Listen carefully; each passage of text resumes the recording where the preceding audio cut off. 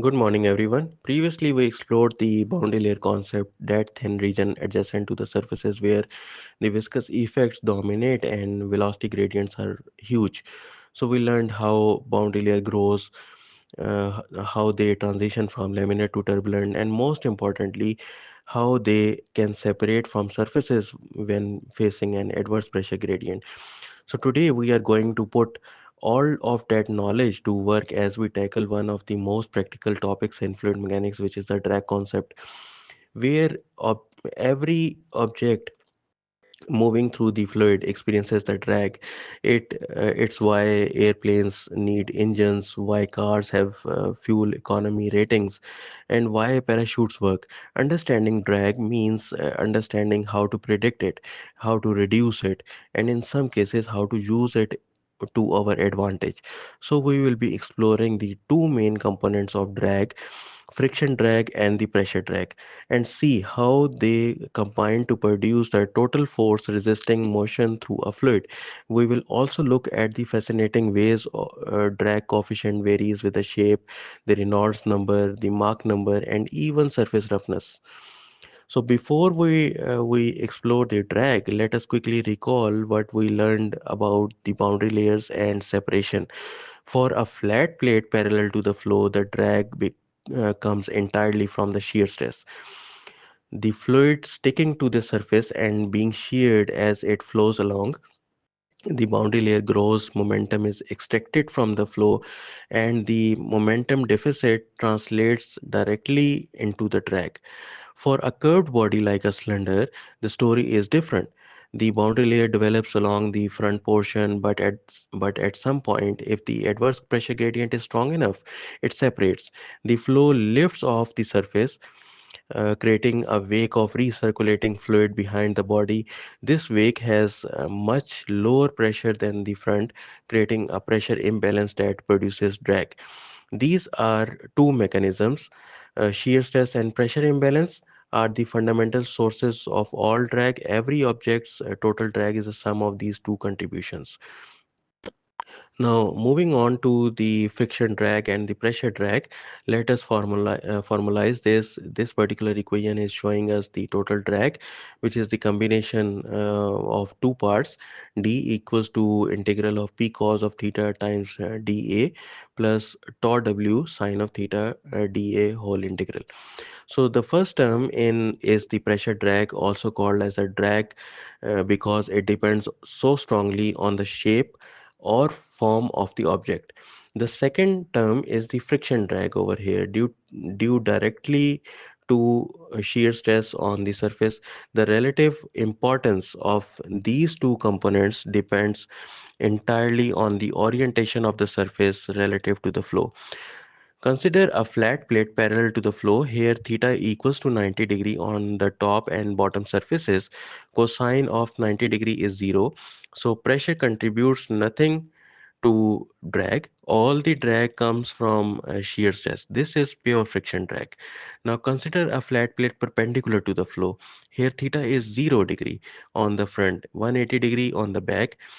Sine of 0 degree and 180 degree is 0, so shear stress contributes nothing. All the drag comes from pressure difference between the front and back.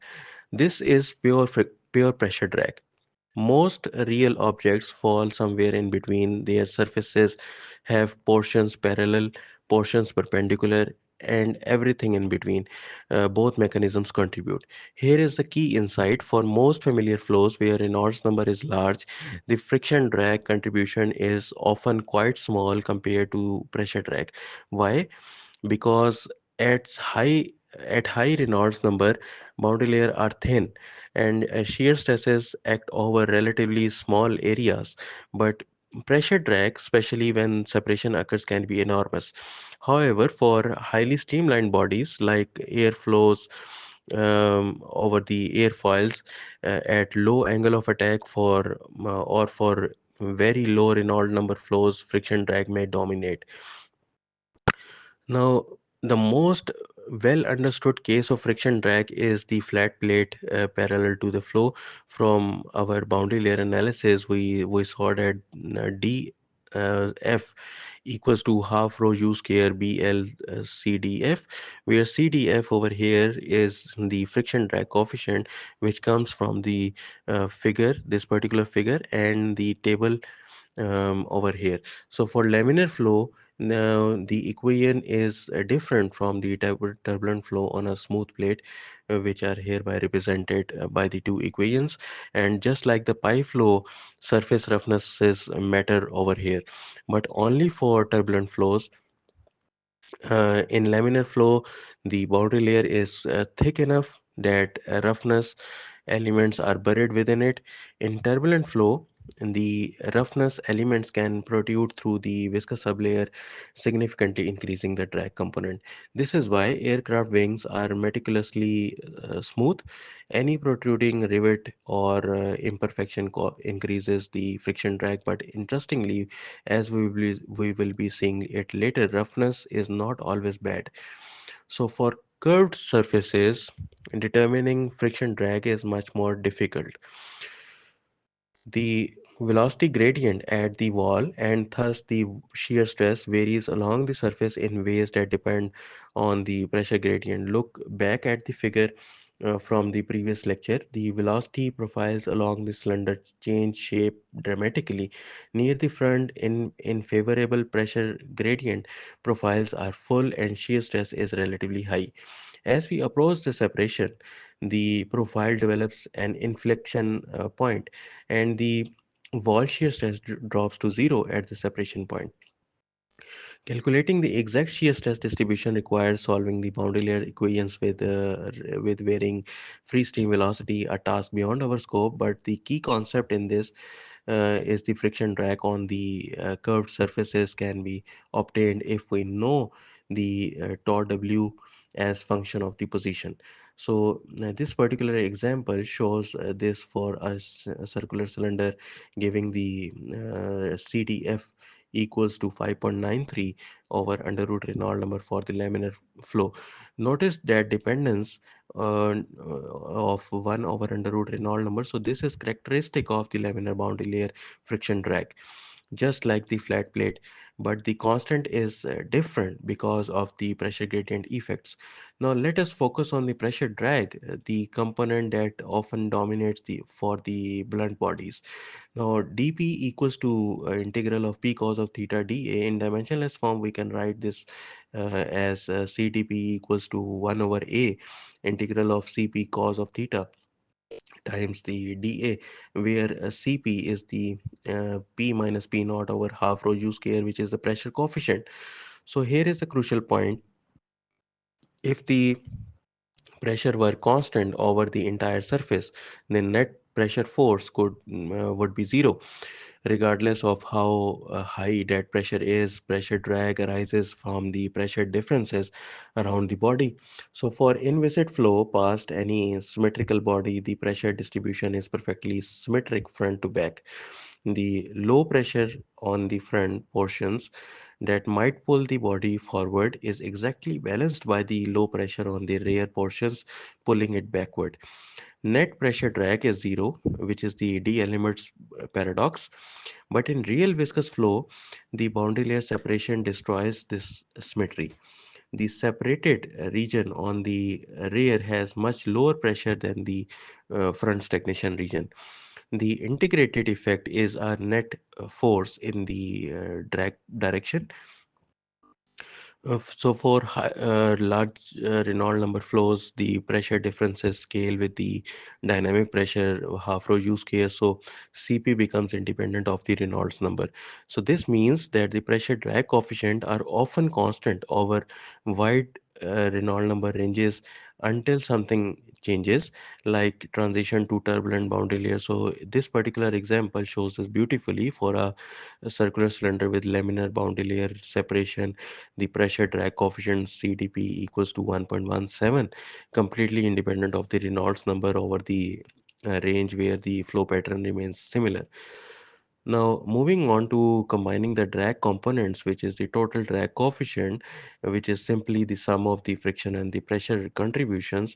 So we can write this as CD total equals to CDF plus CD pressure.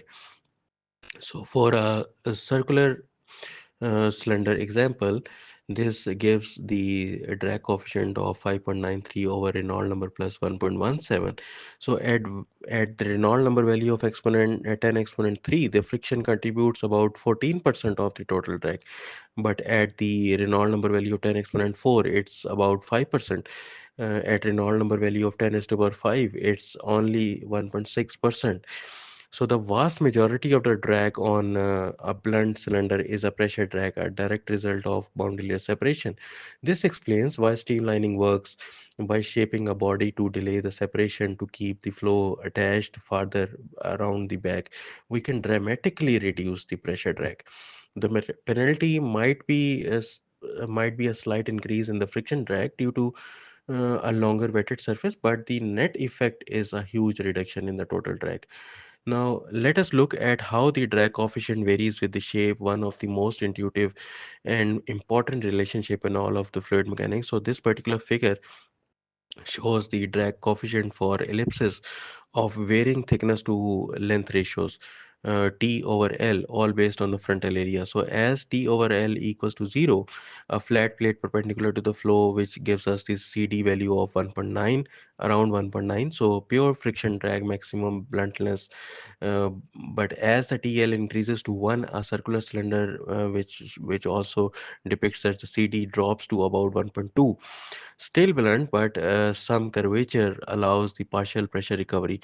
But as the TL increases further, longer, more streamlined shapes, so CD continues to decrease. For very large T over L ratios, extremely elongated bodies, this behavior changes. Now, friction drag becomes significant compared to the pressure drag. The drag coefficient becomes the drag coefficient based on the frontal area actually starts to increase because the frontal area is small, but the wetted area where the friction acts is very large. So for such slender bodies, it's customary to use the planform area rather than the frontal area in defining the drag coefficient. So this is why the airfoil drag coefficients are typically based on planform area and are much smaller, on the order of 0.01 to rather than the 1. Now, these three figures shows the drag coefficients for an incredible variety of objects from bridge piers to human bodies to trees to dolphins. So take time to study these. Notice that the streamlined bodies have CD as low as 0.04, while the blunt bodies are typically around 1. As parachute interestingly has CD value of 1.4, actually greater than 1, meaning it produces more drag than the dynamic pressure times its frontal area. now Now, what happens in the low Reynolds number regime, Reynolds number dependence or the creeping flow? So now let us consider how the drag coefficient varies with the Reynolds number, and it varies dramatically across different regimes. So at very low Reynolds number, which is a Reynolds number value of less than 1, we are in the creeping flow regime. Viscous effects dominate completely, inertia is negligible. Both pressure and shear stress scale with the characteristic viscous stress, which is mu capital U over small l. So this means that the drag force scales with mu u l, not with the rho u square. When we form the conventional drag coefficient using half rho u square, we can get the equivalent relationship as CD equals to 1 over Reynolds number. So this 1 over Reynolds number dependence is the characteristic of low Reynolds number flow. So this particular table shows the examples of a sphere where the CD is 24 over Reynolds number, the circular disc normal to the flow where CD is 20.4 divided by Reynolds number, a circular disc parallel to the flow where CD is 13.6 over Reynolds number, and lastly the hemisphere which has a CD value of around 22.2 over the Reynolds number value. Now, in all of these scenarios, notice something interesting, that at low Reynolds numbers, a disk normal to the flow has only about 50% more drag than the disk parallel to parallel to the flow. At high Reynolds number values, this ratio is enormous, a factor of 20 or more. So this tells us that streamlining, making bodies slender, has little benefit at very low Reynolds number. In fact, it can actually increase the drag by increasing the surface area where shear stress acts. So these creeping flow results are valid up to about a Reynolds number value of 1. Above that, the inertia starts to matter. Now, the dramatic drop over here is the moderate Reynolds number value, which is the drag crisis. Now, look at this particular example figure. Perhaps one of the most important figures in all of the fluid mechanics. It shows the drag coefficient for spheres and circular cylinders over an enormous range of Reynolds number value from zero point 0.1 to 10 is to power 7. So in the range of 10 is to power 3 to 10 is to power 5 Reynolds number values, CD is relatively constant, about 1.2 for cylinders, zero point 0.5 for spheres. So the flow pattern is shown in this particular figure B part. Laminar boundary layer separation occurring relatively early, a wide turbulent wake, but then around the Reynolds number value of 3 exponent 5, where 3 raised to the 3 multiplied by 10 raised to the 5 for spheres. The exact value depends on the conditions. Something dramatic happens over here. The drag coefficient drops sharply from about zero point 0.5 down to zero point 0.1 value or less. So this is the drag crisis. What is happening over here is that at the critical Reynolds number, the boundary layer transitions from laminar to turbulent before it would have separated. A turbulent boundary layer with its fuller velocity profile and extra energy can stay attached more farther around the back of the sphere from about 80 degree for laminar to about 120 degree for turbulent. So the result is that a much narrower wake, much higher pressure on the rear, and dramatically lower pressure drag. The drop in the pressure drag for far outweighs any increase in the pressure in the friction drag from the turbulent boundary layer. So this is why balls have dimples in them. The dimples tip the boundary layer to turbulent at a much lower Reynolds number, around 4 raised to the power 10 raised to 4 multiplied by 10 raised to the 4. So the ball operates in the low drag regime throughout its flight. For streamlined bodies like flat plates, the opposite happens. When the boundary layer becomes turbulent, drag increases because most of the drag is friction drag and the turbulent friction is higher than the laminar friction. Now, moving on to the surface roughness effects, so when roughnesses help us. So this brings us to surface roughness topic, a factor that can either increase or decrease a drag depending on the situation. So for a flat plate with the turbulent flow, roughness increases the drag component, just like in the pipe flow. Roughness elements protrude through the viscous sublayer, creating additional form drag on the roughness elements themselves. So, for streamlined bodies in general, roughness increases drag. This is why aircraft surfaces are kept immaculately um, smooth. So, but for blunt bodies like spheres and cylinders, roughness can actually decrease the drag by promoting earlier transition to turbulent boundary layer. So from this figure, as it is showing this dramatically, smooth sphere has its drag crisis around Reynolds number value of 3 exponent 5. A rough sphere like a golf ball has its crisis around Reynolds number value of 4 exponent 4. So in the range between these values, the rough sphere has significantly lower drag than the smooth one.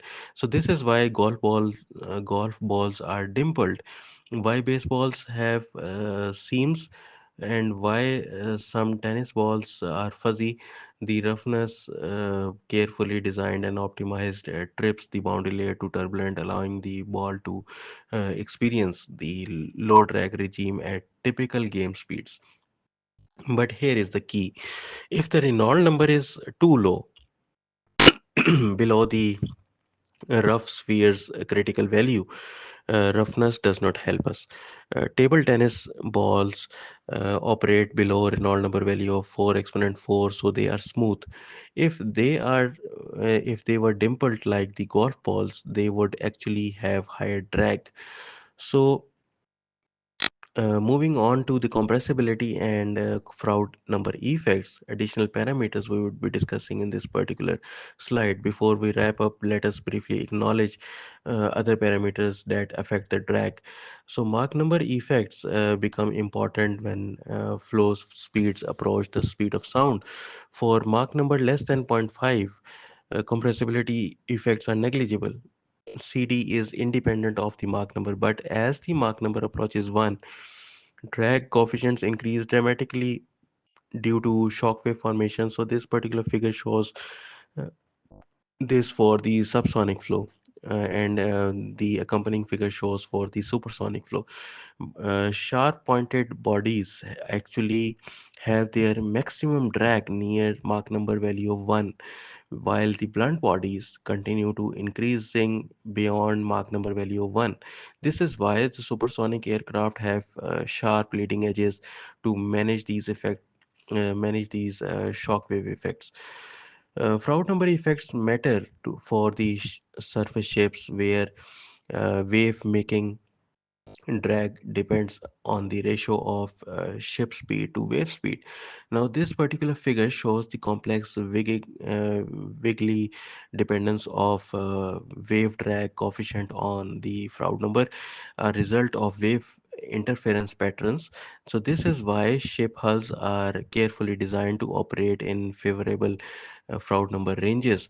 For most of our applications, though Reynolds number and shape are the primary factors determining drag. Now, let us see how these principles apply to something familiar, automobiles. Figure shows the historical trend in car drag coefficients in the 1920s. Cars had a CD value of around zero point 0.8, basically blunt boxes, uh, but today's production cars are around zero point 0.3, and highly optimized vehicles like the GM EV1 achieved 0.19 value. So this reduction came from understanding the boundary layer separation and the pressure drag concepts. Every detail matters. The angle of the windshield, the curvature of the roof line, the shape of the rear deck, even the door handles and the side mirrors. So this particular figure shows the pressure distribution on a car, the high pressure at the grill and windshield base where the flow stagnates, low pressure over the roof where the flow accelerates, and unfortunately low pressure on the rear window and trunk where the separation occurs. So that low pressure on the back is what creates most of the drag. Modern cars use fastback or notchback designs to keep flow attached longer, reducing the size of the separated wake. Some add the spoilers, not to increase the downforce necessarily, but to manage the flow and reduce drag. Now let us summarize what we have learned up till now about the drag.